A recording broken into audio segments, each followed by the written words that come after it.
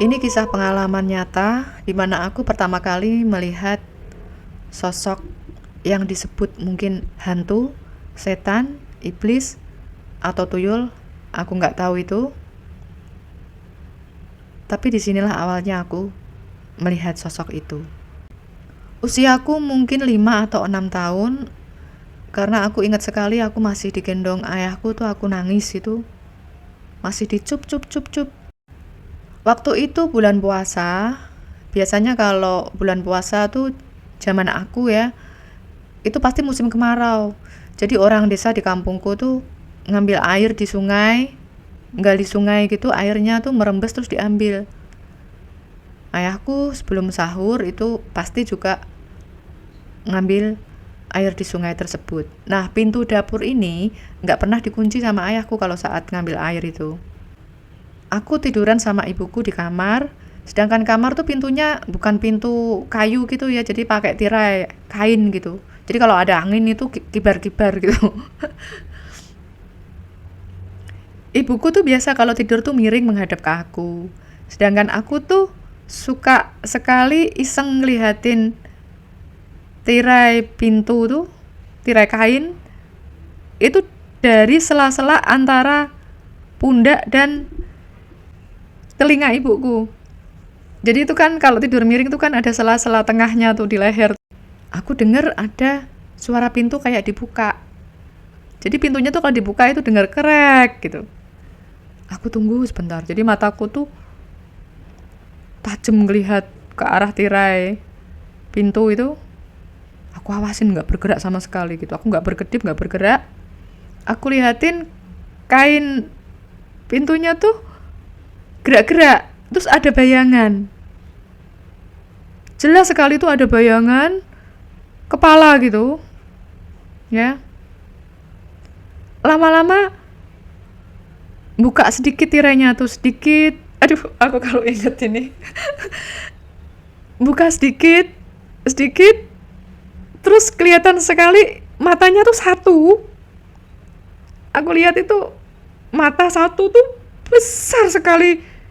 Jadi hampir separuh wajahnya tuh mata gitu ya. Tuh merah sekali. Mana lampunya tuh saat itu, zaman aku kecil itu belum ada listrik masuk desa ya, jadi pakai lampunya lampu teplok. Kebayang nggak sih kelihatan lampunya tuh lampu teplok gitu, tapi ngeliat tuh mata tuh merah sekali gitu. Nah, aku ngeliat itu kan dari sela-sela leher ibuku tuh. Terus aku tuh agak nunduk ke arah bawah. Jadi intinya tuh yang aku lihat mata itu tuh lebih rendah dari ranjang tempat tidur aku. Berarti kecil sekali, pendek sekali.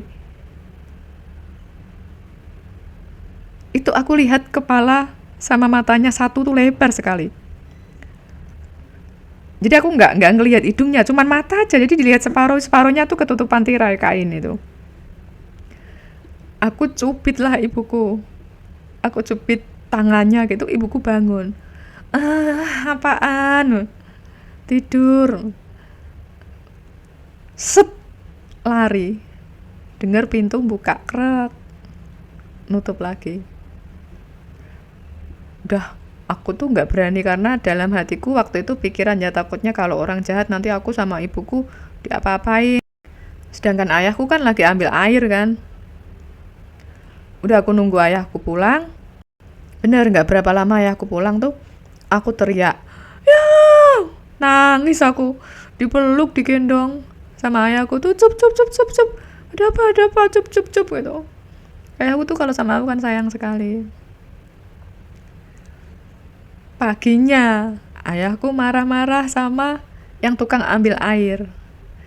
Jadi ada satu orang juga anak tetangga gitu ya yang bantuin ambil air, jadi tiap bulan juga dikasih sama ayahku.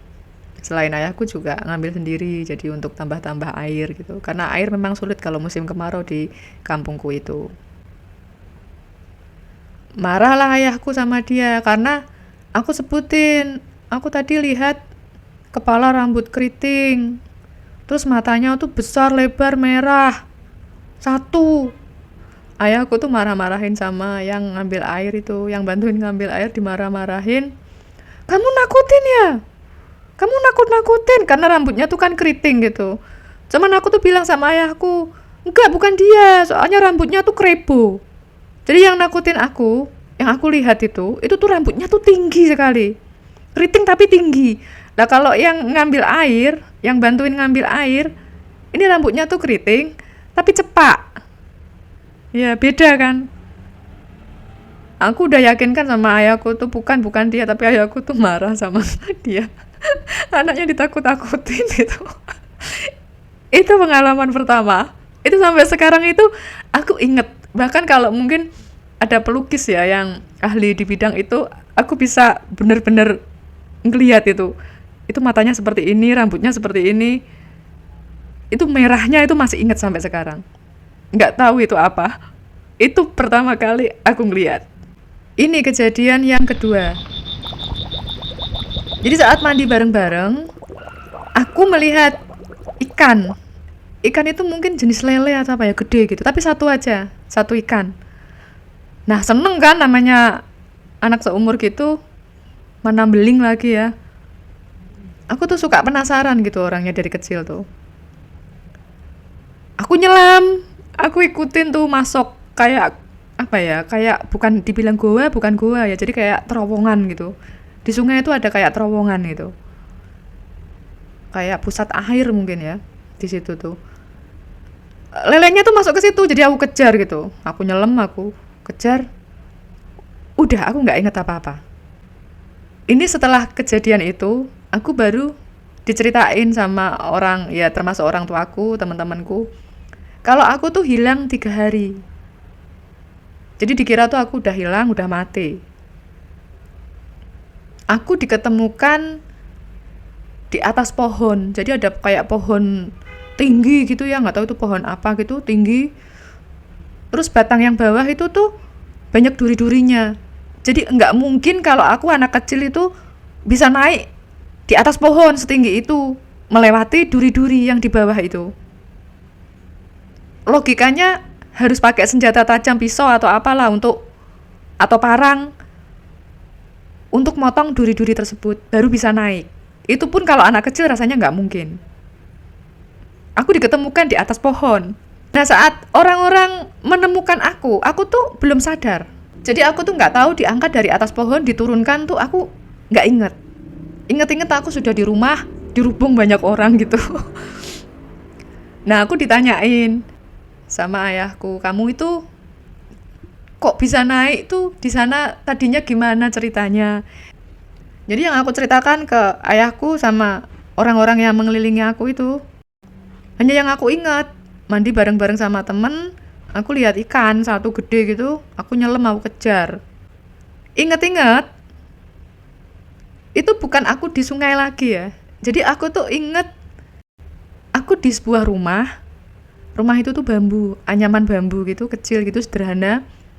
Ada nenek-nenek ngasih aku ikan bakar. Jadi aku tuh makan ikan bakar. Jadi waktu aku diketemukan itu nggak kelihatan lemes atau sakit atau apa, nggak, seger. Tetap bisa ngomong, seger gitu. Aku cerita sama ayahku. Aku cuma inget sebatas itu. Terus aku sama nenek-nenek di rumah bambu gitu, dikasih ikan bakar sama nenek-nenek itu. Enak kok itu ikannya tuh gitu. Aduh, jadi pengen ikan bakar. Nah ada salah satu sesepuh di kampungku itu datang, bilang, oh itu penunggu kali, namanya Mbah Gabuk. Jadi ceritanya tuh dulu ada orang yang sakti namanya tuh Mbah Gabuk, tinggalnya tuh di pinggir sungai itu. Jadi terkenal di kampung situ tuh katanya penunggunya sungai itu. Yaitu percaya dan enggak, terserah orangnya sih ya. Tapi itu yang aku alami. Sampai sekarang masih ingat. Bahkan masih ingat wajahnya nenek itu. Jadi waktu ngasih ikan bakar aku tuh, "Ini, Nduk." Kalau bahasa Jawa gitu ya. "Ini, Nduk, dimaem sik," gitu. "Ini, Nak, dimakan dulu," gitu. Ya aku makan lahap gitu, enak. Karena aku emang suka ikan gitu. Itu pengalaman kedua. Selanjutnya banyak sekali pengalaman, bahkan sampai sekarang aku tinggal di apartemen, banyak sekali hal yang aku alami.